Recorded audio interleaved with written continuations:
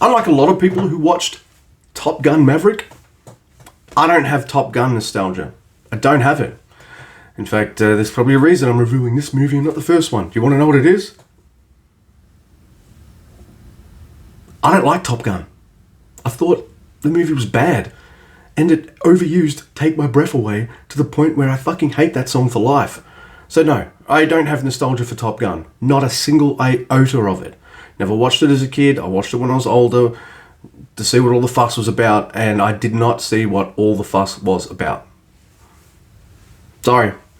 So what is this movie about? Well, Maverick's got to go back to the Top Gun's program to teach these new pilots all these kinds of skills and stuff they'll need for some death-defying mission they have to do in a few weeks. And you've got pretty much all the stuff that you expect to see in a movie like this. You've got your hotshot pilot characters, you've got your cocky one, you've got your lady one, you've got your minority ones. I know it's horrible to kind of describe them in such ways, but that's kind of what we got here. And the story's really simple. You always kind of know where it's going and what it's doing. Does it do it well? Yeah, most of the time it does. It does most of the time. But there are scenes in this movie that are just so dripping with nostalgia that I'm just sitting there going like, I don't know, man. I know people are supposed to be getting the feels right here, but I'm not getting these feels because like I'm not as invested or as emotionally connected as a lot of other people are. So I looked to the rest of the movie, other than those nostalgia beats, to kind of like pick it up for me. And what worked is I like the characters. You don't really know their names a lot of the time, or at least I forget. They all just use their call sign names all the time. That's fine. There's really cool pilot stuff, all this kind of stuff. The action's pretty cool when it happens. The training stuff is awesome. And it's an enjoyable time. It's just that, I don't know. I didn't hate it, but I didn't love it either. And because I didn't have that nostalgia for Top Gun, I could sit back and I can kind of see what this movie's doing. And I'm just like, you're tugging at the heartstrings, a bit of like nostalgia, member berries here, all this kind of stuff. And then the story is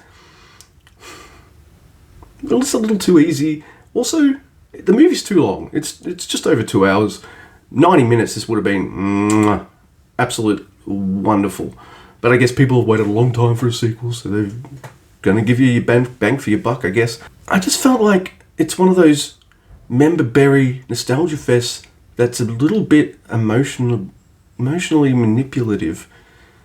Like, it knows what it wants to do. It's like a whole bunch of people were just like, look, this is the formula we're going to work with. It works for these franchises. We can probably do it for this as well. Member buried it up. Give Tom Cruise cool shit to do. People are going to lap this up and they're going to like it. And it seems that's the case. That's what's happened. I'm glad people absolutely loved this movie. I just thought it was okay. Like, I like this more than the original. Don't get me wrong. It's not as corny, though it is kind of corny in places. But I just felt like it was a big helping of cheese, like major mega cheese. Only for some portions of this movie, it's the kind of cheese I don't like because, I don't know, I didn't eat the first movie's cheese. Yeah. There is absolutely not too much to say about this movie. It's kind of safe. How is it kind of safe? Who's the enemy in this movie? Yeah. In fact, that was a big cross against this film. Who's the enemy? Oh, we don't name the enemy. You don't name the country, you don't name the region. Never? Like, I'm sorry, that's unrealistic.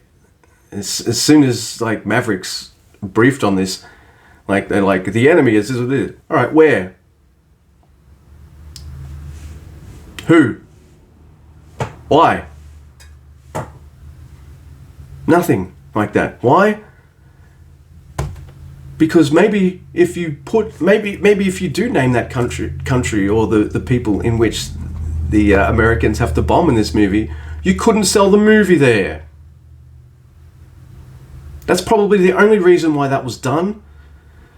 And that just gave me that whole feeling of like, we know how to emotionally manipulate and all this kind of stuff. We know what we're doing. We don't want to offend people here, so we'll do this. And I'm just like, really? Really? I didn't like that. And I thought it was stupid, and I thought it was kind of bullshit. Like, I don't know.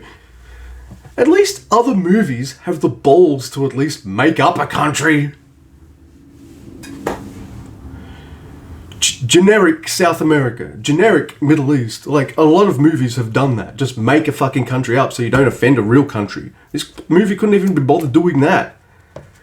In fact, you never even see the enemy's faces. They're all, like, whilst our pilots have enough covering them that you can still tell who they are, these guys can't see a fucking thing. They might as well have been robot pilots.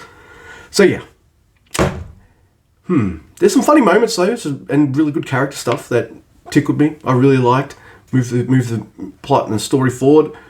It gets really ridiculous, especially in like the last half hour. Like, all right, I'm going to spoil this. Everyone's probably seen this already anyway, but I'm going to spoil it because, all right, Maverick gets shot down.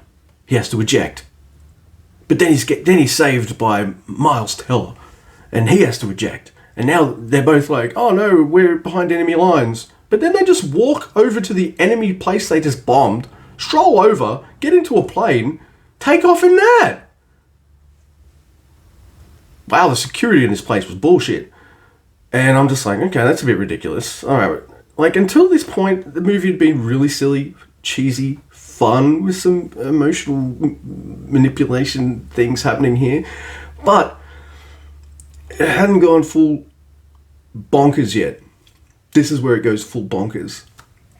And wasn't into it that much. For a movie about, we might lose someone, and all the emotions that get up to that because it's a dangerous mission and all that, everyone just leaves. And I don't know. This movie wants to be an uplifting experience, though it's about bombing stuff and fighter pilots and the military. And I don't know. Maybe I'm the wrong audience for it, but I thought this movie was okay. I like it more than the first movie, which I just thought was junk.